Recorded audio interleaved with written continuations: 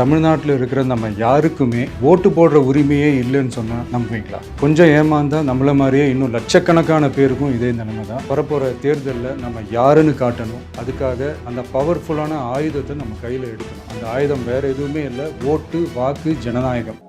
Medway hospitals, ஆரோக்கியத்திற்கான சிறந்த வழி. Adyar Ananda Pawan sweets and snacks மற்றும் A2B வெஜ் ரெஸ்டாரண்ட். உங்கள் பசியார எங்கள் ருசி பேசும். ஆஹா, நோ காம்ப்ரமைஸ். உங்க சைடுலயும் எங்க சைடுலயும். It's a GT promise.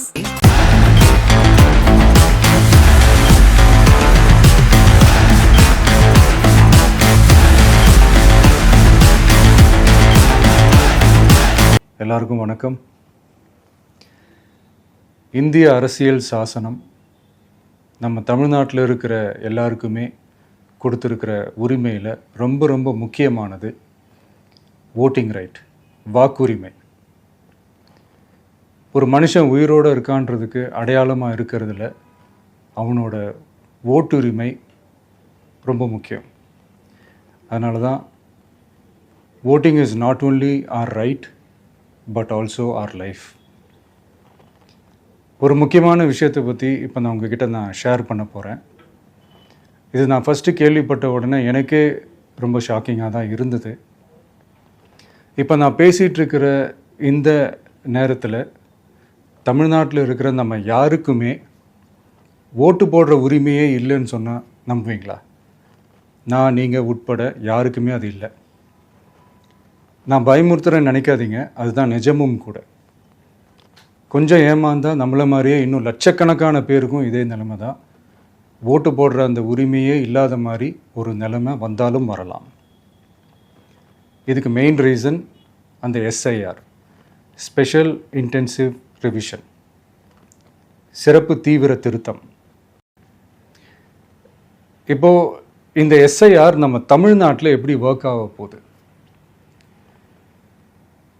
கடந்த ஜனவரி மாதம் எடுத்த அந்த கணக்கெடுப்பில் 6,36,00,000 வாக்காளர்கள் நம்ம தமிழ்நாட்டில் இருக்கிறாங்க.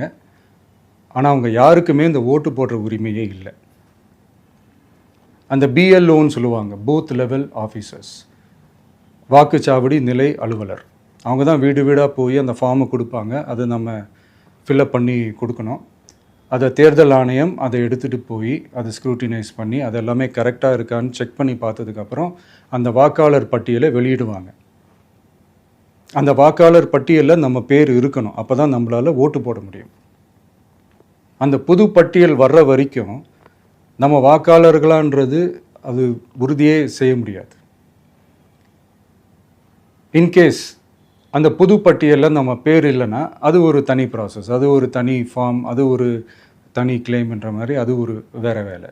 ஸோ இந்த மாதிரி நிறையா சிரமங்கள், குழப்பங்கள் இருக்கிறதுனால மக்களுக்கு இது மேலே ஒரு கன்ஃபியூஷன் ஒன்று இருக்குது. இது என்ன வெரிஃபிகேஷனா, இல்லை ஒரு மறைமுக ரீரெஜிஸ்ட்ரேஷனா, இல்லை இது ஒரு நியூ ரெஜிஸ்ட்ரேஷன் மாதிரியே தானா அப்படின்ற மாதிரி நிறைய கன்ஃபியூஷன் இருக்குது.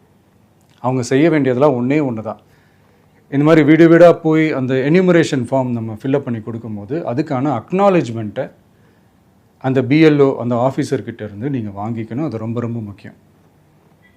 இது நான் சொல்கிறது வாக்காளர் பட்டியலில் ஆல்ரெடி உங்கள் பேர் இருக்கிறவங்களுக்கு நான் சொல்கிறேன்.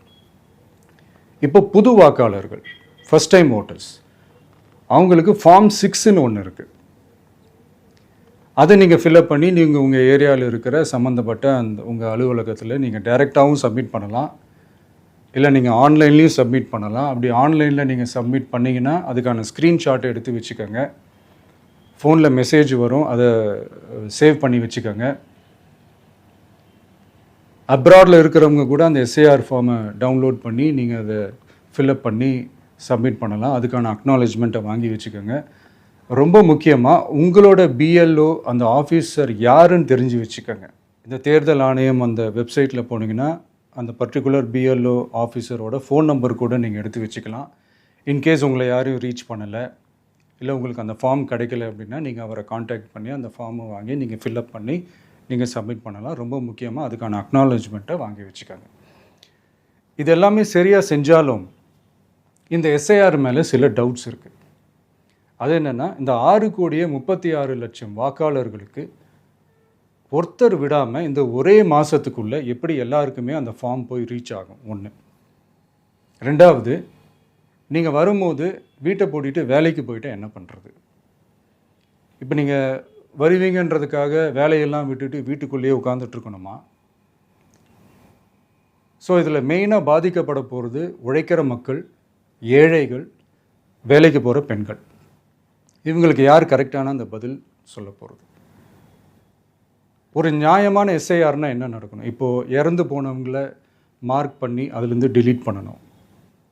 இப்போ போலி வாக்காளர்கள் இருந்தாங்கன்னா அவங்கள மார்க் பண்ணி delete பண்ணணும். இப்போ ஆல்ரெடி ஓட்டு இருக்கிறவங்களுக்கு எதுக்கு இந்த ரெஜிஸ்ட்ரேஷன் என்ற பேரில் இவ்வளவு குழப்பங்கள் அப்படின்றது தான் இங்கே கேள்வி. இப்போ புதுசாக வர்ற வாக்காளர்களையோ இல்லை ஓட்டு இல்லாதவங்களையோ சேர்த்தா பத்தாதா?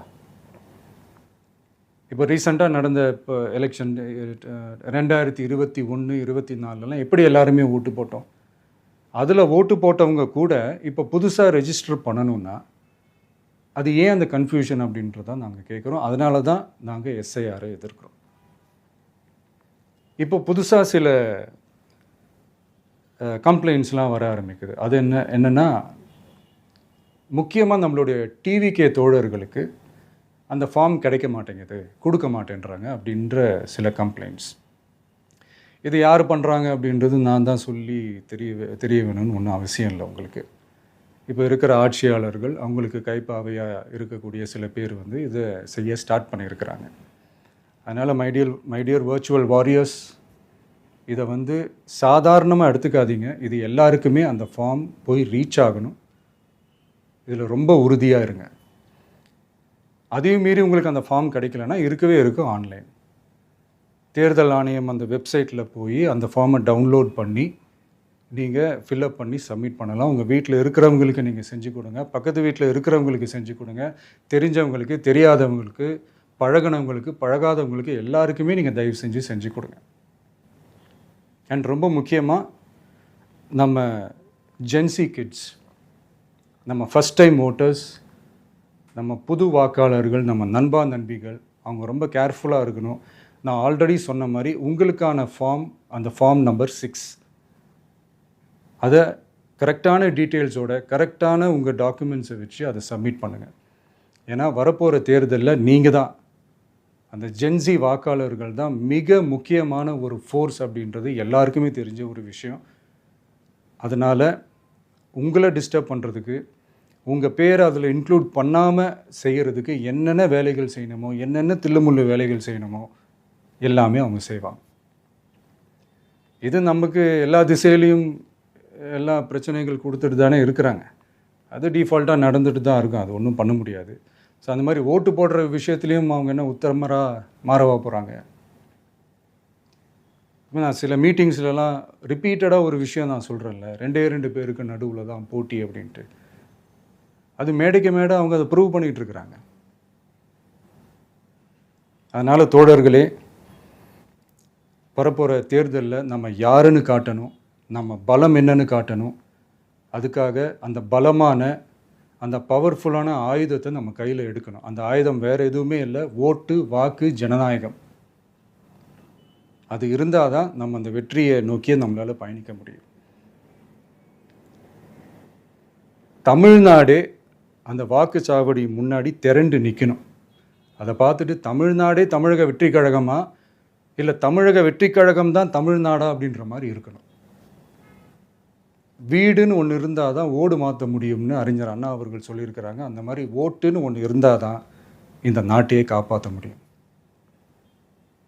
அப்புறம் இன்னொரு முக்கியமான விஷயம், அந்த எனிமரேஷன் ஃபார்ம் நீங்கள் ஆன்லைனில் நீங்கள் ஃபில்அப் பண்ணும்போது அதில் ஒரு சில ப்ராப்ளம்ஸ் வர்றதுக்கு வாய்ப்பு இருக்குது. அது உங்களுடைய ஓட்டர் ஐடியில் இருக்கிற உங்கள் பேரும், ஆதார் கார்டில் இருக்கிற பேரும், அந்த ஸ்பெல்லிங், இனிஷியல்ஸ் எல்லாமே ஒரே மாதிரி இருந்தால் தான் அது அக்செப்ட் ஆகும், இல்லைன்னா அக்செப்ட் ஆகாது. அது கொஞ்சம் கேர்ஃபுல்லாக பண்ணுங்கள். அது கொஞ்சம் யூசர் ஃப்ரெண்ட்லியாக இருக்கலாமேன்னு கேட்டதுக்கு அதெல்லாம் முடியாது, அதுக்கெல்லாம் வாய்ப்பு இல்லை, அதுக்கெல்லாம் ஆளுங்க இல்லை, பண்ண முடியாதுன்னு ரிப்ளை பண்ணிட்டாங்க. ஸோ அதனால் மைடியர் டிவிகே தோழர்களே, மைடியர் ஜென்சி படை பலமே, உஷாராக இருங்க, கான்ஃபிடெண்ட்டாக இருங்க.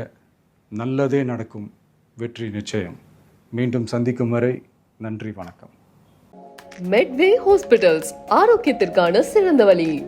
Adyar Ananda Pawan sweets and snacks மற்றும் A2B வெஜ் ரெஸ்டாரண்ட் உங்கள் பசியார எங்கள் ருசி பேசும். No compromise. உங்க சைடுலயும் எங்க சைடுலயும். It's a GT promise.